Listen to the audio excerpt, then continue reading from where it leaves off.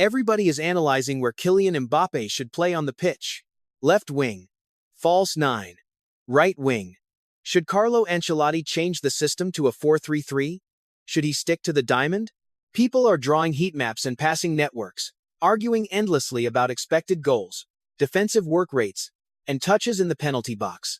But I have been watching this whole situation unfold, and it's been eating at me, because everyone is completely missing the point. The real problem at Real Madrid right now isn't happening on the immaculate grass of the Santiago Bernabéu. It isn't a matter of dropping deep or staying high. It is happening behind the heavily guarded, closed doors of the Valdebebas training ground. To understand what is actually tearing at the fabric of the reigning European champions, you have to stop looking at the tactical board and start looking at the psychology of the dressing room. Over the past few weeks, the atmosphere at Madrid's headquarters has stopped being the quiet, focused environment of a dominant empire preparing for its next conquest. Instead, it has become thick with an undeniable, suffocating tension. The media is telling you this is just a period of tactical adjustment. They say it takes time to integrate a generational talent into an already winning formula. That is not a tactical adjustment. That is a culture shock. And nobody is truly ready for the fallout that is about to come. Let's rewind and look closely at the leaks slowly bleeding out of Spain. When you have a dressing room filled with the most expensive, most marketable, and most ambitious young men on the planet, whispers are bound to escape. But what we are hearing from sources like Onda Cero and the local Spanish press isn't just the usual, predictable grumbling about playing time or rotation. We are hearing about fundamental identity clashes. Reports have surfaced detailing intense, verbal altercations that go far beyond competitive spirit.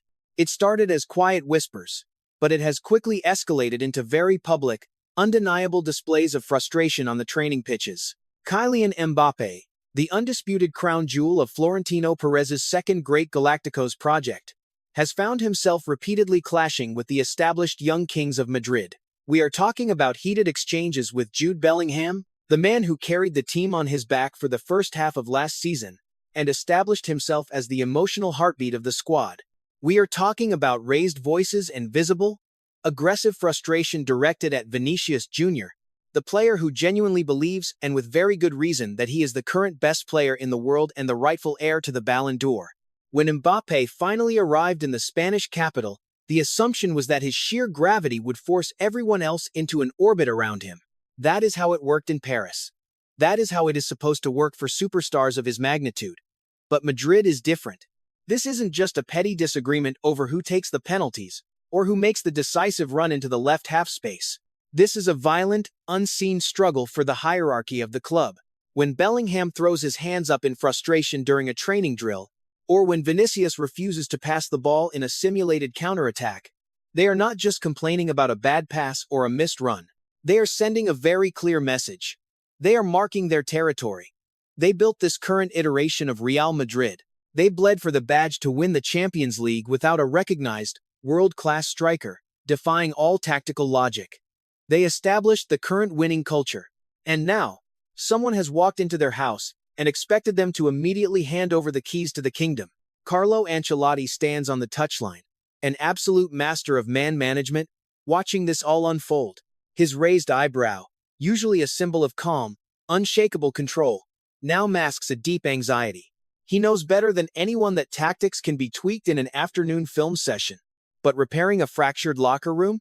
Rebuilding shattered trust between egos of this unprecedented size? That can take years.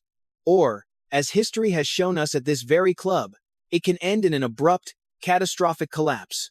What Kylian Mbappé is experiencing right now is the harsh reality that he is no longer the undisputed center of the universe.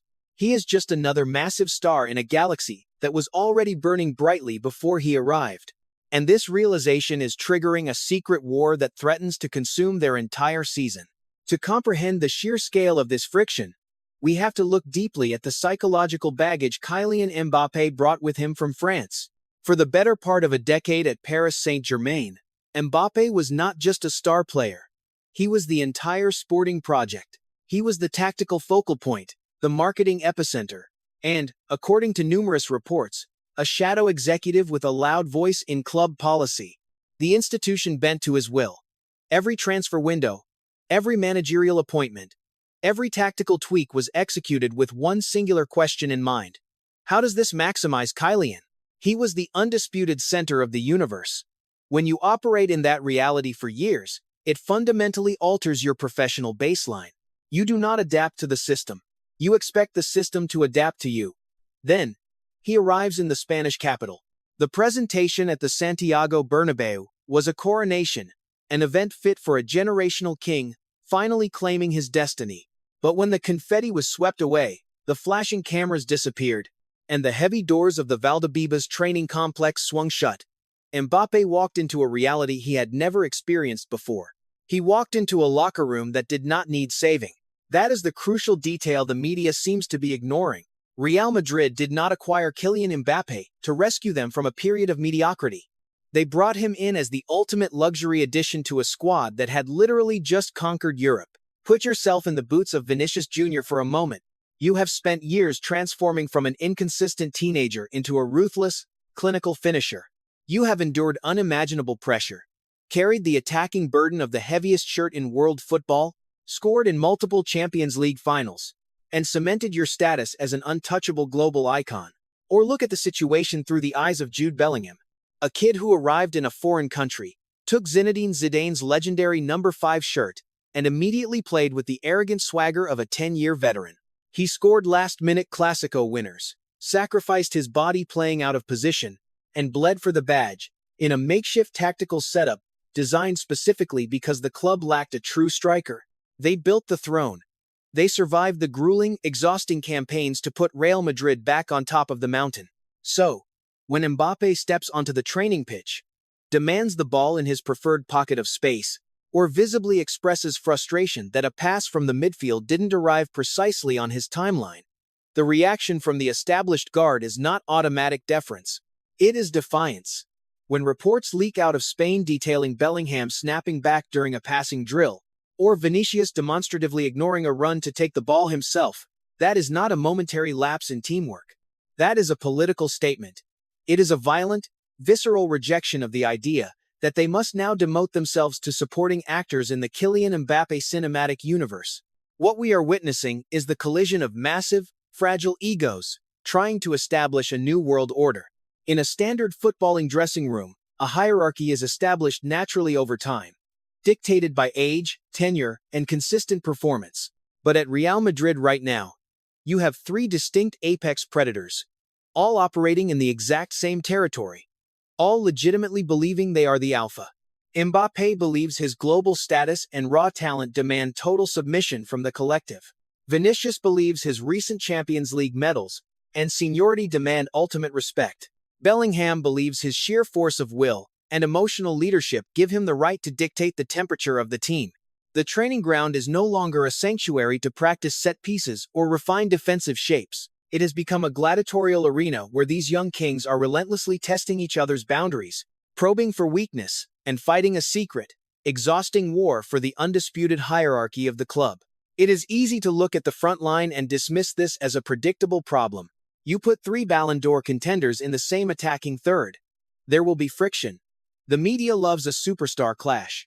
But the most terrifying detail emerging from the Spanish capital has nothing to do with Kylian Mbappé complaining about a through ball or Vinicius Jr. rolling his eyes. The real horror story, the secret revelation that proves just how toxic this environment has truly become is happening further down the pitch. It has infected the very soul of the squad. Before we get to the absolute breaking point, we have to look at the warning signs that everyone chose to ignore. Recently, reports from Onda Cero detailed a disturbing incident where Antonio Rudiger, the veteran enforcer of the backline, completely lost control and slapped young Alvaro Carreras during a session following the matches against Alaves and Betis. Yes, Rudiger organized a dinner to apologize shortly after. Yes, the club's PR machine quietly tried to spin it as intense, veteran leadership demanding higher standards. But that is not leadership. That is a symptom of a squad operating on a dangerously frayed nervous system. When the seasoned veterans are physically lashing out at the academy kids over routine training drills, the baseline of professional respect is already crumbling. But then came the incident that the club desperately tried to keep hidden from the public eye. According to explosive reports from The Athletic and ESPN, The training ground violence escalated from a frustrated slap to a hospitalization. Federico Valverde and Aurelien Tchouaméni, the two pillars of Madrid's midfield, the exact men tasked with protecting the defense and doing the dirty work for the superstars, engaged in a violent physical altercation right on the training pitch. The details are genuinely shocking. During the scuffle, Valverde reportedly fell, hit his head violently against a table, and suffered brain trauma. The heart and soul of Real Madrid was hospitalized by his own teammate. He is now sidelined for 10 to 14 days. Think about the gravity of that for a second. Fede Valverde is not a diva. He is not a mercenary demanding more touches in the final third or complaining about his commercial brand image. He is the ultimate company man. He is the future captain, the player who literally bleeds white and embodies the relentless spirit of Madridismo. He is the one player you expect to remain stoic and focused when the rest of the squad loses their minds.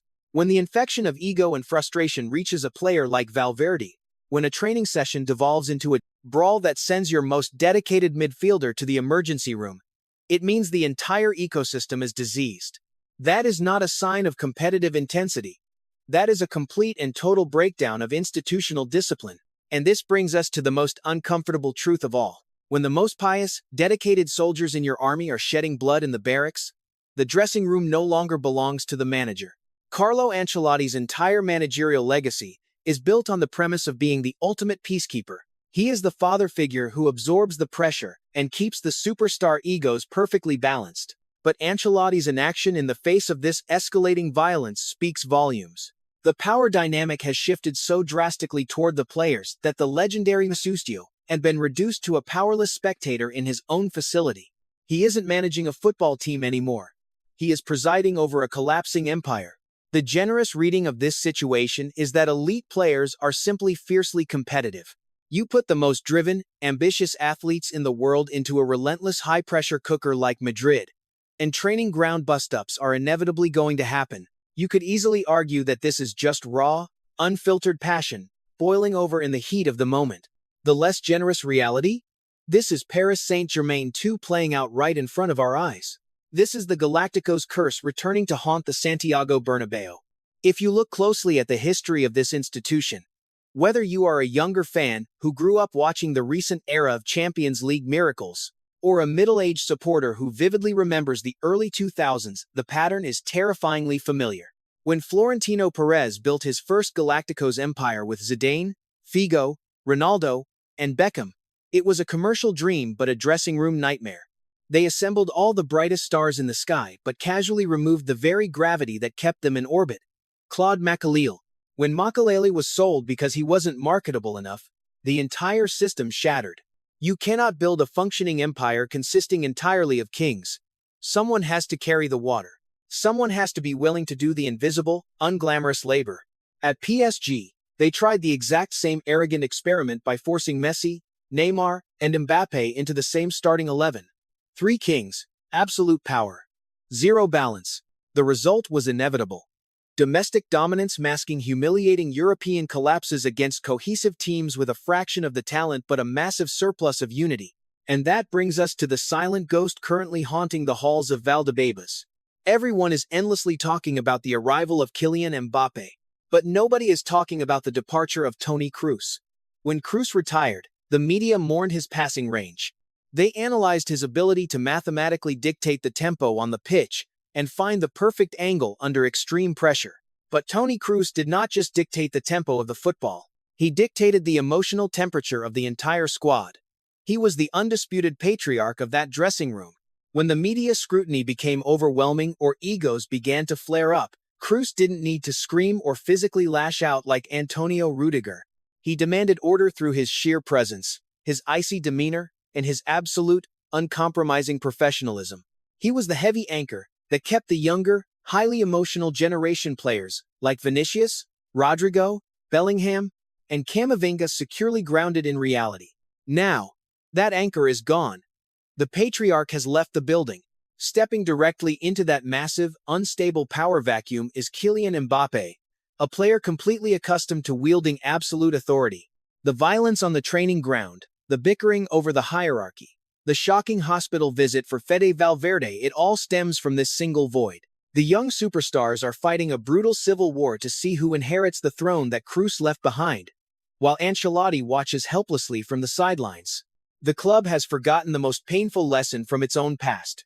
An unbalanced locker room will inevitably destroy even the greatest collection of talent on earth. Carlo Ancelotti is arguably the greatest manager in Champions League history. But history is incredibly cruel. At the Santiago Bernabéu, when a massive, expensive Galácticos project begins to violently fracture from the inside out, Florentino Perez never blames the shiny new toys. He blames the mechanic. Ancelotti is now caught in an impossible, terrifying crossfire.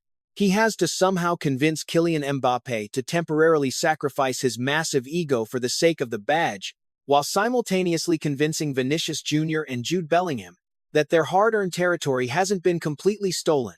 If he fails to establish a new, functional hierarchy quickly, the board will not hesitate to make him the scapegoat.